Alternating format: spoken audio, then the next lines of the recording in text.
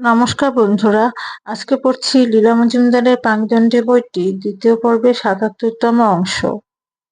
বাস্তবকর্মী বলতে আমাদের নেপোর কথা বলতে হয়। নেপো মানে নেপোলিয়ন। সেই আদিযোদ্ধা নেপোলিয়ন নয়, তাকে কোথায় পাবো? পেলেও না মহা অনর্থ ঘটাবে। আমাদের নেপো একটা বৃহদাকার হুড়ো বেড়াল, সেও কম অনর্থ ঘটায়নি, কিন্তু বড়ই উপকারী ছিল। চৌরঙ্গীর ফ্ল্যাটের নিচে একটা বড় স্টোরের গুদামঘর, চিজ, বিস্কুট, টিনের মাছ, নানা রকম মাংসজ বস্তু দিয়ে ঠাসা। সেখানে নেংটি ইঁদুর কিলবিল করে। তারা যখন তখন যে কোনো পথে ওপরে উঠে এসে সব কেটে কুটে খেয়ে দিয়ে অবাঞ্ছিত বাচ্চা পেরে জীবনযাত্রা দুর্বিষহ করে তুলল। অগত্যা একজন ফিরিঙ্গি প্রতিবেশী নেপোকে প্রদান করল। সে অবশ্যই মহিলা বিড়াল পাচার করবার তালে ছিল, কিন্তু পোড় খাওয়া জীবন আমার, তাতে রাজি হইনি। সে বলেছিল, মেয়ে বিড়াল যেমন বাচ্চা দিয়ে বাড়ি ভরে, ছেলে বিড়াল তেমনি বাড়িতেই থাকে না, পাড়া জ্বালায়। বাস্তবিকই তাই। নেপোর আকৃতি দিনে দিনে শশীকলার মতো বৃদ্ধি পেতে লাগলো। সব খাবার জিনিস বন্ধ করে রাখতে হতো। আমাদের খাটে নিমন্ত্রিত অযাচিতভাবে শুয়ে থাকতো, খেললেও নামতো না। তেমনি আবার ওর মুখে একসঙ্গে ৩টে ইঁদুর দেখেছি। তাছাড়া সারাদিন ও টোটো করে ঘুরে বেড়ালেও ওর গায়ের গন্ধেই বাড়ি থেকে দেখতে দেখতে চিরকালের মতো সব ইঁদুর বিদায় হলো। নেপো সুখে বিরাজ করতে লাগলো। ওর ভয়ে অন্য বিড়াল এ তল্লাটে আসতো না। যখনই ওর শিকারী স্বভাব তৃষিত হয়ে উঠত, কোনো সময় বেরিয়ে গিয়ে মারামারি করে বিজয় গর্ব এবং কিছু আঁচড় কামড় নিয়ে ফিরত। ক্রমে নেপো বুড়ো হলো। মনে হতো চোখে ভালো দেখে না। আঁচড় কামড়ের সংখ্যাও বাড়ল। অন্য বিড়ালরা মাঝে মাঝে আমাদের পাঁচিলে বসে বিড়ালীয় ভাষায় বোধহয় ওকে টিটকিরি দিত, কাছে আসতো না। আমরা নেপোর দুঃসময়ে ওকে কম যত্ন করিনি। সকলে মিলে বোঝাতাম, কেন বাড়ির বাইরে যাস, দেখ তো কিরকম কামড়েছে। মুখের সামনে খাবার ধরা হতো, ও সবকিছু চেটেপুটে সাবার করত।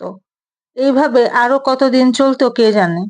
এমন সময় একদিন কোথাও যাব বলে নিচে গেছি, হঠাৎ দেখি কম্পাউন্ডের উঁচু পাঁচিলের ওপর দিয়ে 10টা হুড়ো বিড়াল লেজ খাড়া করে জঙ্গি কায়দায় চলেছে। তাদের লিডার আমাদের নেপো ছাড়া আর কেউ নয়। আমাদের ড্রাইভার তার পা চেপে ধরে বলল, নেপো, নেপো, নেপো, ওরা তোকে খেয়ে ফেলবে। নেপো ফরাস করে একটা বিশ্রী শব্দ করে পা টেনে নিয়ে পাশের বাড়ির দোতলা রান্নাঘরের জানলা দিয়ে দলবল সহ ঢুকে পড়ল। ঝনঝন করে বাসন ভাঙার আর বকাবকির শব্দের মধ্যে আমাদের প্রস্থান। এসব নানা অভিজ্ঞতার মাঝখানে বিড়ালদের সঙ্গে আমার কোনোদিনই ভালোবাসা জমেনি। কি করে যে এত অল্প সময়ের মধ্যে জীবনের এতগুলো বছর কেটে গেল, সে কথা যত ভাবি ততই আশ্চর্য হই। নিজের মনের মধ্যে বিশেষ কোনো তফাৎ টের পাই না।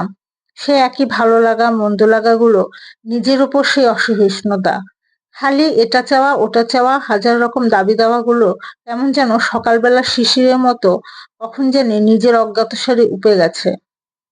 এখনো ভালো জিনিস ভালো লাগে, কিন্তু সেগুলোকে আয়ত্ত করতে আর ইচ্ছা করে না।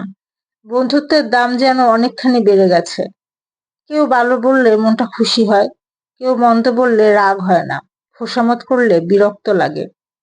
সবাইকে কেমন যেন ভালো লাগে, কারো কাছে কিছু আশা করি না। সর্বদা কাজ করবার তাগাদা দেয় মন।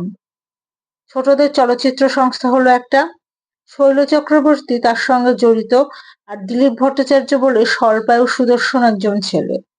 কিছু মিটিং হয়, খুব বেশি কাজের নমুনা দেখি না, কোনো সময় ছেড়েও দিই।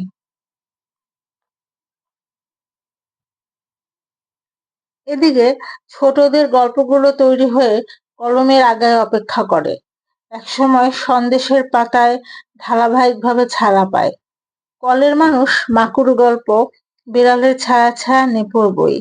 কয়েকটা বড়দের গল্পও লিখি, সম্পাদক বন্ধুদের অনুরোধে। পাখি প্রকাশ করেন মিত্র ঘোষ। অমৃতে ফেরারি বেরোয়, পরে মিত্র ঘোষ থেকে পেপার ব্যাগ হয়ে ছাড়া পায়। ৭১ সালে নিউ স্ক্রিপ্ট গোটাকতক রস ও রহস্যের গল্প একসঙ্গে করে ছাপে। ৩ বছর পরে আরেক খণ্ডও বেরোলো। সালে চিলড্রেন্স বুক ট্রাস্ট থেকে রিপ দি লেপার্ড বেরোলো, ন্যাশনাল বুক ট্রাস্ট থেকে বড় পানি। প্রথমটিতে বন্ধু-বান্ধবদের কাছ থেকে শোনা জানুয়ারির গল্প, দ্বিতীয়টিতে ছোটবেলায় দেখা শিলংয়ের মুলকি পাহাড়ের পরিবেশ। ৭১ সালে ওরিয়েন্ট লংম্যান ছোটদের জন্য বাংলায় গল্পের বই প্রকাশের প্রকল্প নিলেন। প্রেমেন বাবুর আমার এবং হয়তো আরো কারো কারো অমনিবাস বেরোলো, খুব জনপ্রিয় হলো। ৭৪ সালে এশিয়া সম্পাদিত রোশনাই পত্রিকাতে ধারাবাহিকভাবে দুটি ছোট ছেলের দুঃসাহসিক অভিযানের গল্প নাকুগামা বেরোলো। ১৯৬১ সালে সন্দেশে প্রকাশিত হবার পর এটি ছাড়া অন্য যে কোনো ছোটদের পত্রিকায় ধারাবাহিক গল্প দিইনি। রোশনাইয়ের সঙ্গে আমার কোনো ব্যক্তিগত সম্বন্ধ না থাকলেও এশিয়া আমার রচনাবলী এবং অন্য কয়েকটা ছোট বইয়ের প্রকাশক। এশিয়ার মালিকরা বহুকাল আগে আমার ঠাকুমার চিঠিকে মণিমালা নামে সই করিয়েছিলেন। বর্তমানে মালিক মৃণাল তাদেরই ছোট ভাই আর আমার স্নেহের পাত্র। যদিও কটুভাষী বলে অনেকে ওর কথায় আহত হয়, তাই মাঝে মাঝে ওকে বকি টকি।